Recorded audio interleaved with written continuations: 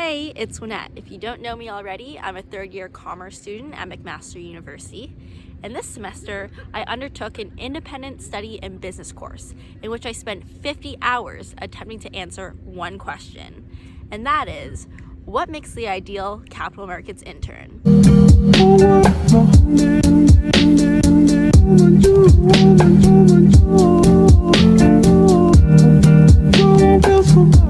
Now, why did I spend so much time answering this question? Why was it so important to me? It's really because of my recruitment process at Scotiabank. In my first year, I applied to over 200 jobs and was rejected by all the big six banks, all the big four accounting firms, all of big tech, and really anything I applied to. Luckily, I landed my very first internship at an ed tech startup called Ripen, based in Vancouver. They took a chance on me despite never having formal corporate experience, and I joined their industry sales team. After my internship at Ripen, I knew that for my second year summer, I wanted to recruit for capital markets. However, my resume was still very bare. I wasn't on any investment clubs, I didn't have any finance or accounting experience. My resume still had lifeguarding, still had swim instructing from high school, and I knew it was gonna be an uphill battle. However, Scotiabank came through with their Plum profile. In 2020, for the first time ever, Scotiabank scrapped their resumes for campus recruitment.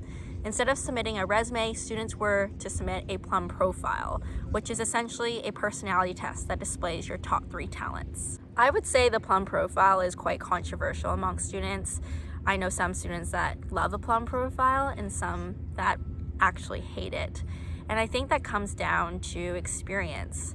As someone who had no finance or accounting experience, the Plum profile was my saving grace. The Plum profile got me an interview at Scotiabank. Whatever they were looking for, my profile more or less had it. Without the Plum profile, I'm almost certain I wouldn't have gotten an interview or offer or would be talking about this today. Since having Scotiabank on my resume, I've had a much easier time recruiting for third-year summer internships. I recruited for firms like National Bank, TD Securities, RBC Capital Markets, and Goldman Sachs. Despite having to submit my resume for all these applications, I always thought back to the Plum profile and whether there are personality traits behind the ideal capital markets intern. If so, what are they, and what does it mean for students like you? Well, now you understand my mission and backstory. How did I go about answering this question? Well, I gathered a sample of 32 former and incoming capital markets interns working in either equity research, investment banking, sales and trading, corporate banking, and institutional investing. I took this diverse sample size spanning 10 different schools, the big 6 banks, and pension funds to determine whether these students were similar, and if so, in what ways. Here's how the study worked. There were 2 parts, the Plum Profile Personality Test and the Hexco Personality Test. Part 1, Plum.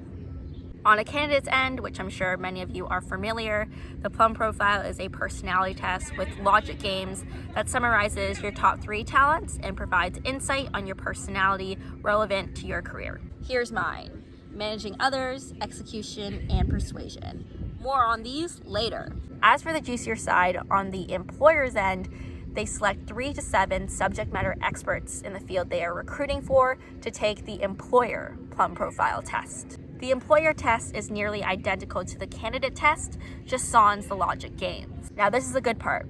From there, an average of the subject matter expert tests are taken, and this becomes the profile candidates are measured against. Each candidate will be given a match score out of 100 according to how well their top talents align with that of the average subject matter expert.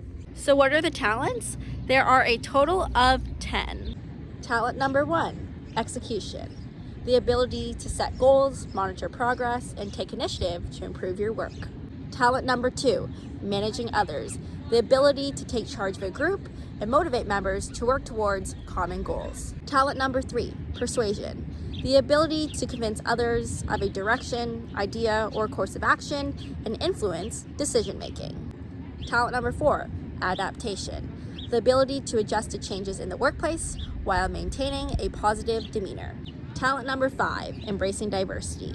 The ability to understand others' perspectives and effectively deal with different types of people. Talent number 6, conflict resolution. The ability to bring others together to resolve conflict and reconcile differences.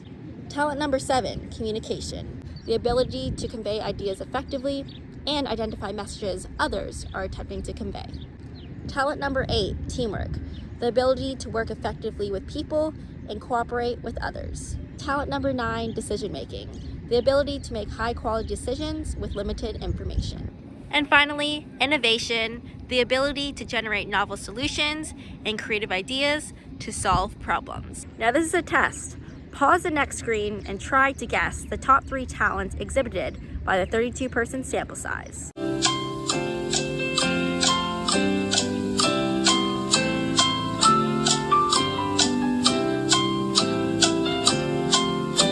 Now the results. In first place, the Plum profile trait exhibited by nearly half of the 32-person sample size is, drumroll please, execution. The ability to set goals, monitor progress, and take initiative to improve your work. Tied for second and third place, with 36% of the 32-person sample size exhibiting these traits, are, drumroll please, managing others and communication. Managing others, the ability to take charge of a group and motivate members toward common goals. And communication, the ability to convey ideas effectively and identify messages others are attempting to convey. Now, on the flip side, can you guess the top 3 least prevalent talents amongst the 32-person sample size? Pause the next screen and take your best guess.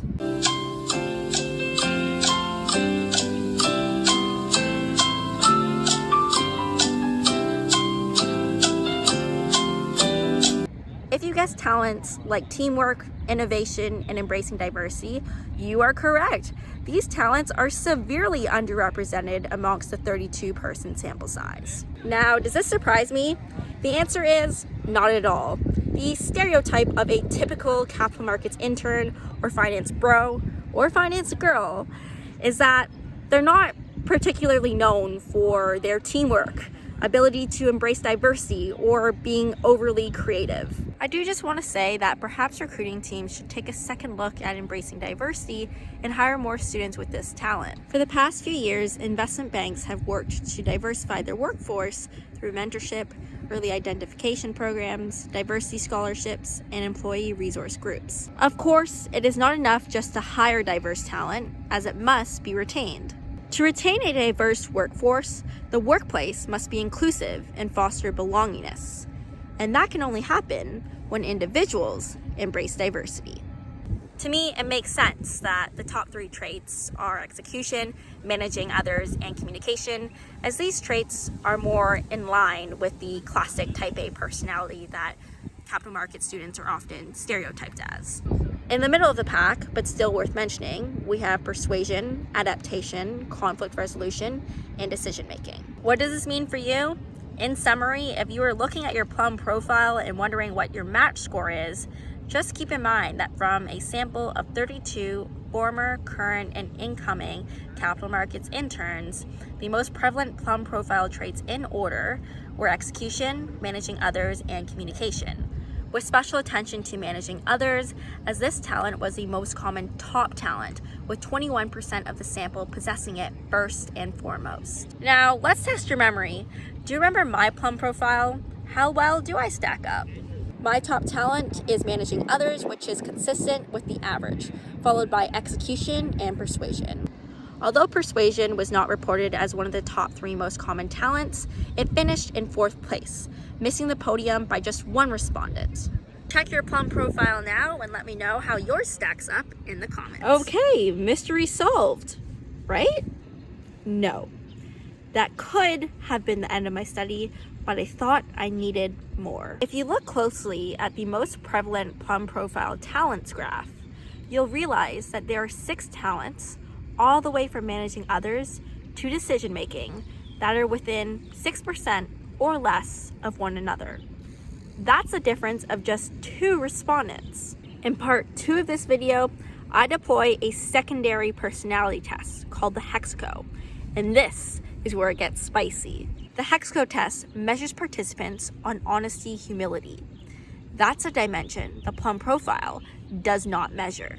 How sincere, fair, and modest are these students? How much do they avoid greed? That and more up next in part 2 of this video. Stay tuned.